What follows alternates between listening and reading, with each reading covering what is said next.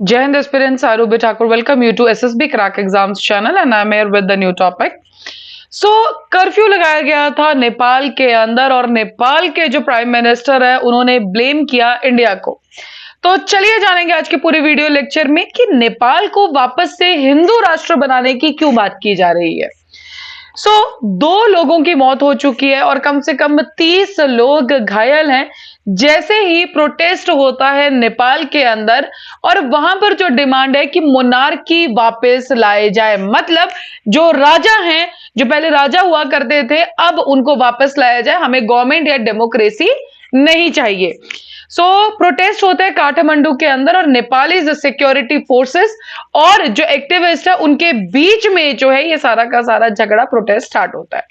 Protesters की demand है इस पर्टिकुलर टाइम पे कि जो मोनार्की है उसको रिस्टोर किया जाए और जो नेपाल का स्टेटस था एज अ हिंदू किंगडम उसको भी वापस लाया जाए। बहुत ज्यादा पत्थरबाजी होती है, व्हीकल्स को आग लगा दी जाती है, शॉप्स को लूट लिया जाता है, जो पॉलिटिकल पार्टी के ऑफिसेज हैं, मीडिया हाउस के बिल्डिंग्स हैं, उन पे अटैक किया गया। रिस्पांस में लास्ट में सिक्योरिटी फोर्सेस को टीयर गैस को फायर करना पड़ा, रबर बुलेट जो है वो लानी पड़ी ताकि जो क्राउड है उसको डिस्पर्स किया जाए। फिर फ्राइडे की कल ही शाम तक नेपाल आर्मी डिप्लॉय कर दी गई थी और 5 घंटों का कर्फ्यू भी लगाया गया था। आज सुबह इसको कर्फ्यू को हटा भी दिया गया ईस्टर्न पार्ट ऑफ काठमांडू के अंदर जब थोड़ा सा सिचुएशन ईज ऑफ हुई। अब बात करते हैं केस क्या था। अनरेस्ट कब आता है? जब मोनार्की की जो सपोर्टर्स हैं वो कहते हैं, नेपाली फ्लैग्स लेके आते हैं, पिक्चर्स लेते हैं किंग ज्ञानेंद्र शाह की नन और सिक्योरिटी फोर्सेस के साथ वो भिड़ जाते हैं इन द तिंक्यूने चैंटिंग स्लोगन। और क्या स्लोगन्स होते हैं? राजा आओ देश बचाओ, मतलब let the king come to save the country. और दूसरे कुछ स्लोगन्स होते हैं down with the corrupt government, कि इस गवर्नमेंट को हटाया जाए। उसी टाइम पे एक और रैली चलती है जो मोनार्की को अपोज करती है और वो कैपिटल के किसी और पार्ट में चल रही थी। वायलेंस के दौरान बहुत ज्यादा अटैक हुआ, जैसे कि मैंने आपको बताया सीपीएन यूनिफाइड सोशलिस्ट ऑफिस है बनेश्वर, वहां पे भी अटैक हुआ। जो सुपरमार्केट है उसको लूट लिया गया, कांतिपुर टेलीविजन ऑफिस उसको तोड़ दिया गया, अन्नपूर्णा पोस्ट न्यूज़पेपर, तो ये सब एरिया से जो है उन पे अटैक किए गए थे। काठमांडू डिस्ट्रिक्ट एडमिनिस्ट्रेशन कर्फ्यू लगा देती है उसके बाद ऑफ कोर्स उस चीज को बचाने के लिए ताकि कुछ ना हो। देन पूरे एरिया के अंदर कोटेश्वर, तिंक्यूने, एयरपोर्ट एरिया, बनेश्वर चौक, गौशाला, तो इस पूरे एरिया में कर्फ्यू लगा दिया जाता है। अब देखिए क्यों किंग की बात आ रही है। देखिए नेपाल की हिस्ट्री कुछ ऐसी है, 240 साल पुराना जो मोनार्की थी उसको हटाया गया था 2008 में और हिंदू किंगडम से उसको चेंज कर दिया गया था towards the secular federal democratic Republic और ये पार्लियामेंट्री डिक्लेरेशन से ये सब चीजें हुई थी।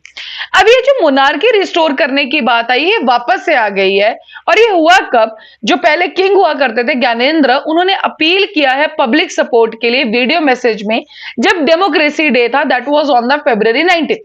उसी बात जो इसी मार्च के स्टार्टिंग में, बिल्कुल मार्च महीने के स्टार्टिंग में ज्ञानेंद्र आते हैं वापस नेपाल, जो रिलीजियस साइट्स पे दर्शन करने गए थे एंड उसके बाद वो लोगों से मिलते हैं, पर्टिकुलरली जो प्रो मोनार्की एक्टिविस्ट है वो सब इनको रिसीव करने आते हैं, वेलकम इनका बहुत ज्यादा किया जाता है।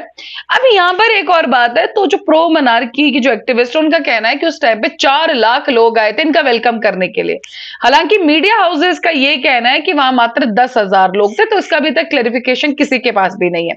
और जब लोग इनको वेलकम करने आते हैं तो सपोर्टर्स उस टाइम पे स्लोगन्स बोलते हैं, come back king, save the country and vacate the royal palace for the king. कुछ लोगों ने उस पर्टिकुलर टाइम पे डिस्प्ले किए थे साथ में photographs of the Uttar Pradesh के चीफ मिनिस्टर योगी आदित्यनाथ जी और साथ में ज्ञानेंद्र शाह जो कि उस टाइम पे राजा थे, उनका भी फोटो उनके साथ दोनों के लेके जो पोस्टर्स बनाए गए थे जब ये प्रोटेस्ट किया जा रहा था, ये सब तब चल रहा था। पॉलिटिकल एक्सपर्ट्स का ये मानना है कि ये बहुत ज्यादा स्ट्रॉन्ग मूवमेंट है जो कि हिंदू मोनार्की के फेवर में आई है और ये नेपाल के अंदर मोमेंटम बढ़ाती ही जा रही है। और वन ऑफ द जो की रीजन माना जा रहा है वो है लोगों का फ्रस्ट्रेशन टुवर्ड्स द गवर्नमेंट, जो पर्टिकुलरली करप्शन के केस आते हैं, इकोनॉमी जो डिक्लाइन हो रही है उसकी वजह से जो है लोग गवर्नमेंट के खिलाफ हो चुके हैं। एक और बात है, उनका मानना ये है कि जो किंग है वो सिंबल है पावर और स्टेबिलिटी का। का। हालांकि यहाँ पर जब से 2008 में मोनार्की हटाई गई थी उसके बाद से पिछले 16 सालों में 13 डिफरेंट गवर्नमेंट्स आ चुकी हैं। तो आप सोच सकते हैं कि स्टेबिलिटी कहां पर है। We do not have stability. जब स्टेबिलिटी नहीं है तो रिफॉर्म्स अच्छे नहीं होंगे, पॉलिसीज अच्छी नहीं होंगी। बिकॉज जैसे गवर्नमेंट चेंज होगी पॉलिसीज चेंज हो जाएगी, एजेंडा चेंज हो जाएगा। बिकॉज हर एक गवर्नमेंट अपने थॉट प्रोसेस के साथ आती है। तो इन्हीं के सबकी वजह से बहुत ज्यादा फ्रस्ट्रेशन देखने को मिला। अब नेपाल के जो प्राइम मिनिस्टर है ओली, वो ब्लेम करते हैं इंडिया को।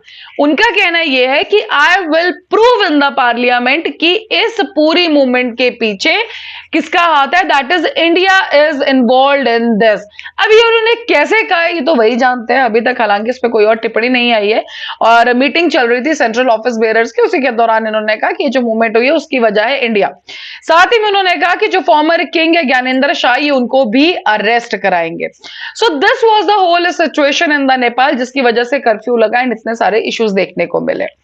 अभी आपकी स्क्रीन पे एसएसबी इंटरव्यू हर महीने बैच बैठता आप ज्वाइन कर सकते हैं। साथ ही वे रेविंग the courses for NDA CDSF CAT आप एनरोल कर सकते हैं। और जब भी आप एनरोल करें उस टाइम पे डिस्काउंट कोड जो कि वॉरियर 10 आप यूज करना ना भूलें।